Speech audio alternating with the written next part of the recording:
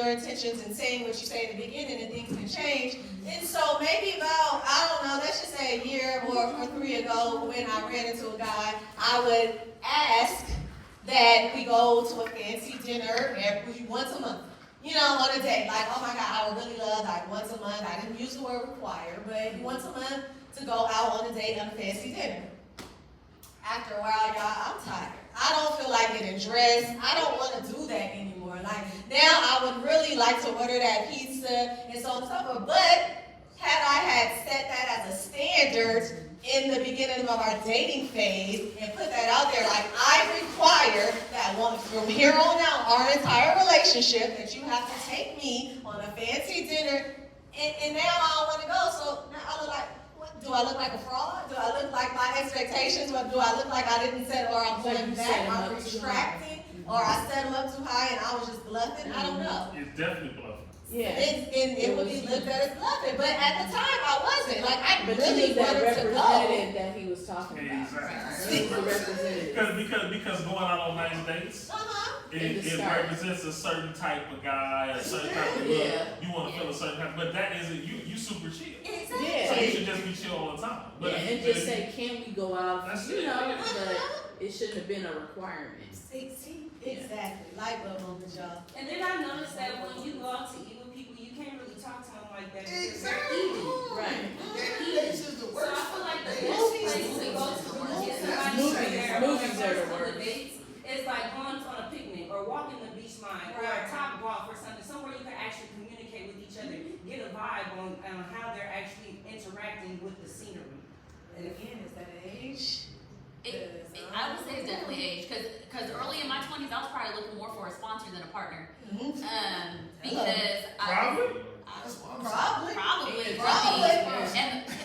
And it was just a different time. It was a different time, so we were all about what we could do. We Right. could allow this dude to, But then you start to realize that's really not a party, and that's really not that meaningful, especially when it's about getting to know somebody. Like that's great. Like that whole cheesecake factory thing. I feel like you could take me to cheesecake. Okay, and also it's how you view it too. I feel like for me, it's age, experience, time, but also sometimes I be like, I tell people all the time, like, I'm in my 5th life. I don't understand people that don't like to change, that don't like to do it. I'm in my 5th life right now. All right, like, and it's so funny. Like, I can talk to my people's here. It's so funny because now that I'm back skinny kidding, right? Like, cause I just lost weight. I was 190 pounds a year and a half ago. But people are so shocked though, because I'm like, y'all do realize in high school I was 96 pounds. Like, I just fluctuate my whole life. But I'm on my 5th life right now, and I see all of that as an experience. That's like, what we look for now. That's what we look for. Yeah, and also I'm like, I did that. So the partying, I was partying in high school. We had the teen clubs. Like, they don't have those no more. I did all of that. And then the partying, the Vegas, all of that. All-Star Weekend. Now when I be like, All-Star Weekend coming here, ooh. Traffic. Right? And so it is about how you take the experience and what you're chasing too. Because a lot of people are still chasing things that they didn't experience back then when they really wanted to. And there's some people that are trying to make up for what they didn't get to do 20 years ago. And it's like that ship sailed, it just passed you by. Yes. And then they try to live through their kids. Right. What time? They try to live through their kids. 30 minutes. 30 minutes? 10, 33 minutes. All right, thank you, y'all. Look, Kat, I know I appreciate you. No, You started thank you. that. You know I love coming you. near and far. I love you too. Any last thoughts for the people? Anything that you came in here and you was like, you know what I want? You know what I do want? Hold that though. Because Shelly said something earlier that I wanted to touch on that. I hear it a lot too. She said a lot of her friends want to control. Talk more about that, because as women, I hear that from my men, and I want y'all, my male clientele have risen 80% within the last 6 months, and I'm glad that y'all speaking up of me here, which is why I can sit up here and say y'all are ratio in here, because some of the stuff that You didn't hear what he said when he was like, man, what you say? I should have been coming to these a long time ago. Hold on, because I've been inviting Duran to these for a long time. I can do this. Yes, but we appreciate you coming up. Control. Control. Thank you.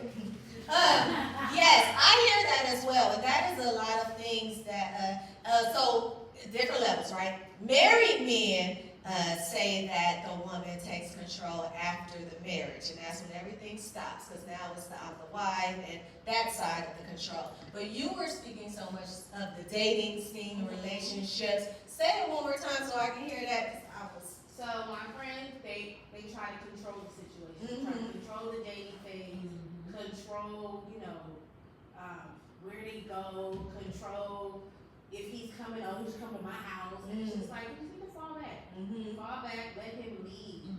Because I feel like men don't want to deal with somebody so controlling, even so early on in a relationship. Yes. Yeah, that's funny that you said that because like for me, well, it's not really a question, it's a statement. Like for me in the beginning, like I've had a woman be like, hey, like when you gonna take me out to dinner? Like, and I'm like, well, when I get ready to take you. Cause it's like if that's a problem for you, like and you need to go to dinner like right now, then maybe I'm not the guy for you, because I'm not gonna be paying for you to eat and have a doggy bag to go home and chill with another nigga later. That's my thing, right? So it's like when I'm ready to take you to dinner, that's when I'll take you to dinner. Like we ain't even got to that point where I want to sit across the table and look you in the eyes all night. Oh my God. And enjoy a nice meal. Like can we get there first? You're not Yeah. that one, right? So I understand that. I understand that. And he'd be a 100%. sorry ass motherfucker to eat the fucking doggy You bag. said that's me. No. So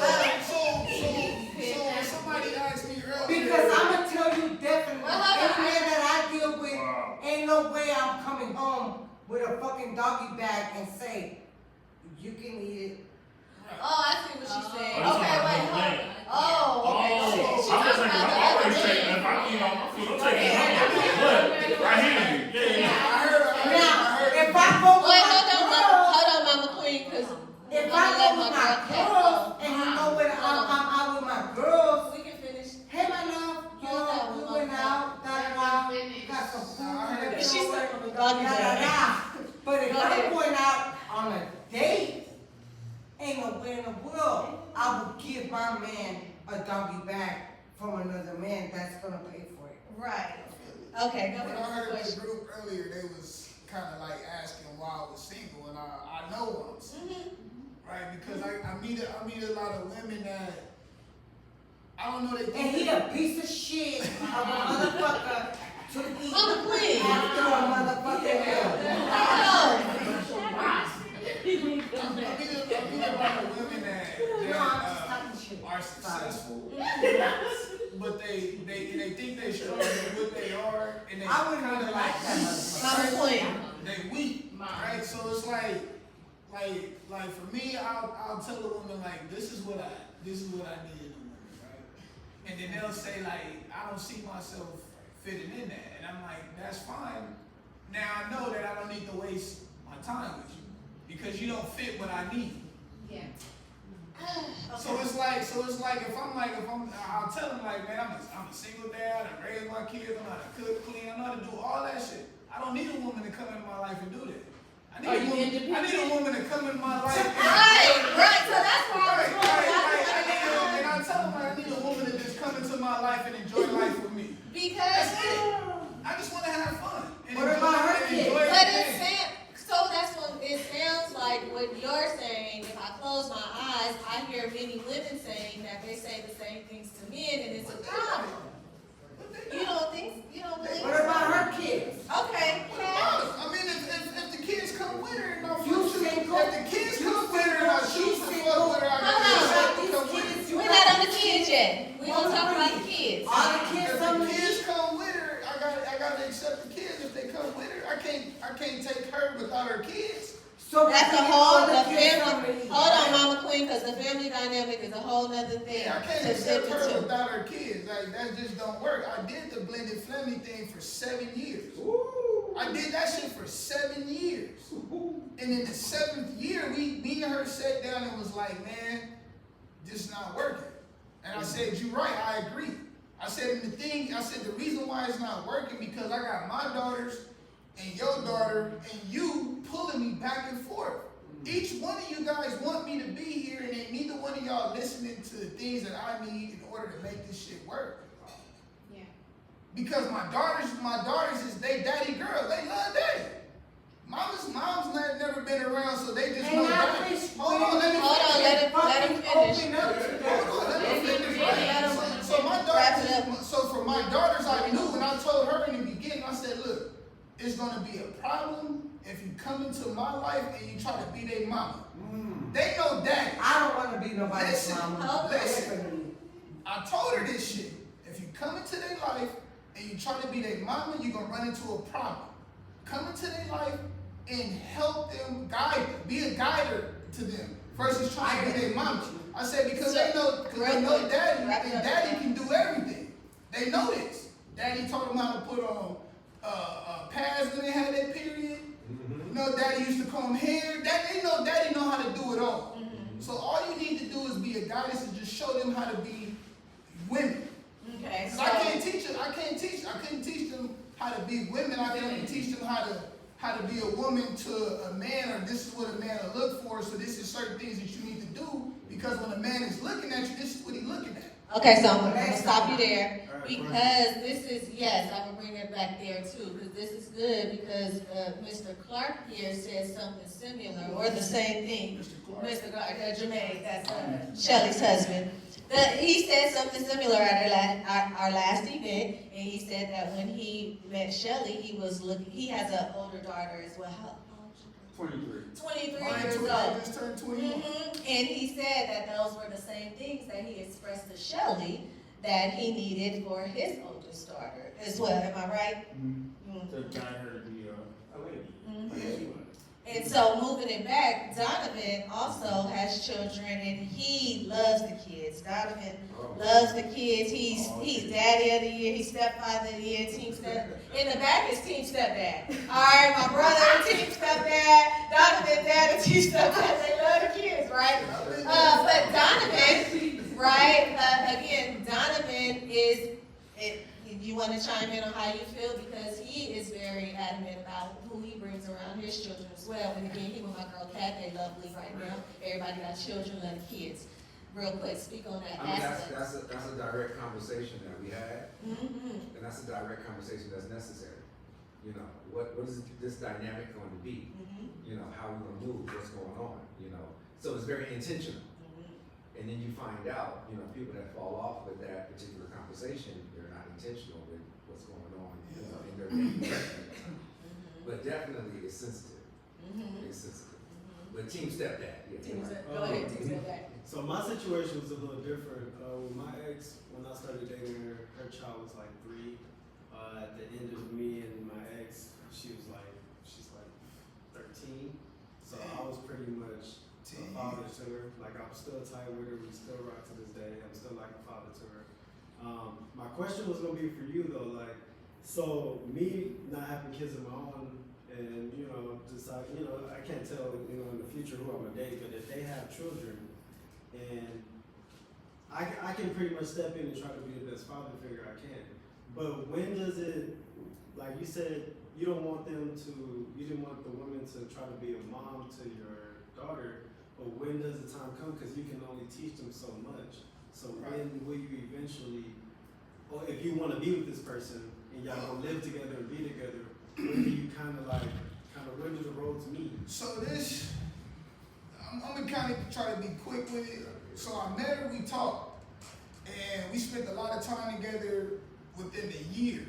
We spent a lot of time together, and just one night I was with her, and she was like, "Damn, man, I hate when you go home.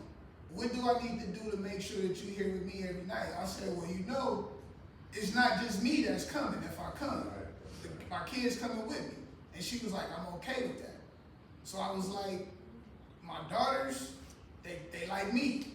They strong. They gonna say what they gonna say, and I can handle it. So I don't need you to come in right away like trying to be mama. Like, you know, be their friend and get to know them first. Like, I done been around your daughter for a year. I kind of know me and your daughter talk, we laugh, we joke, we watch TV. You wasn't around mine because I didn't know what this was gonna be. But now that you want me here and I like you, I want to be here with you because I like your daughter too. You gotta come in soft. You gotta be their friend, get to know them. They're each different, right? They twins, so they got different personalities. They the same, but they not the same. So learn them, and then, you know, I always made sure that, you know, if she needed to tell them something as far as like a discipline, that she had that approval, because we were all living together. But I also wanted her to understand that, you know, they have a certain upbringing. I need to explain that to you, so when you see certain things, you know how to handle it, and not do it your way, and then you get a backlash. And sometimes she would go against what I would tell her, and then here come a problem. Okay, so let me stop So you you there. said 7 years though. Yeah. So after 7 years, I would think the relationship and bond would have grown some to where I it thought could- it was. because I struggled a lot with overstepping my boundaries at times because I didn't agree with the way she would do things as a mom. So I'll step in because what's right is right, what's wrong. But you can't do that though. So You can't that's- do that. Wait, Oh, man, you can't do that. Wait, Hold on. Go, Kat. Hold on. My ex-husband came into my son's life when he was 20 months. He was almost 2 years old. The difference was his biological father wasn't in the picture. So he became dad. And then when we got married and had our son a few years later, and then our daughter a few years later, it depends when you come into that person's life and what the dynamic is. So we agreed because, of course, you're going from no kids to 2 kids. So you have the son that I came into the relationship with, and then the child that we have together. And so, of course, we're a unit. We're a family. But like with Donovan's children and my children, they're teenagers. Exactly. And so it's a little different. Yeah. You know, and we've discussed that. And so they know that, you know, I'm a figure and I'm always gonna back him, whatever he says to his children. And then with me, like my kids, they'll be like, Mr. Donnie, we gonna tell Mr. Donnie, tell his ass, because he gonna ride with me. Like, But let me tell you something. I've been dealing with a man for 7 years. None of my kids are biologically his kids. 7 years. He loved my kids. And my kids have a relationship with him in a whole nother level. He done became a grandfather before he's even been a dad. So before we get there though, because I think the question is more about boundaries. Man. Right? It is. It's more it about definitely boundaries. Yeah. But it also goes to same thing that we talked about when we look for our partners and when we think about our own children and other children. It's about values. It's about morals. It's about aligning. And so if it doesn't align and it's bothering you, because there is children involved, you're not dating. You can't just be playing like, I don't like that she do that. Like, no, because you have to figure it out for the children as well. And it's always for the children's sake though. If it aligns with what you are, because that's going to cause resentment in your relationship, period. You know, because you're going to always not want to step on your, toes or eggshells and all that. And then it's going to, and I'm not saying but I'm saying you could get frustrated with your partner over something that they're dealing with their children the whole time. And it has nothing to do with you guys. Aaliyah, Donovan's trying to get your attention. But I'm gonna say to you, hold on real quick. There's a thing like, okay, so when you're dating somebody, you have to understand what role is this person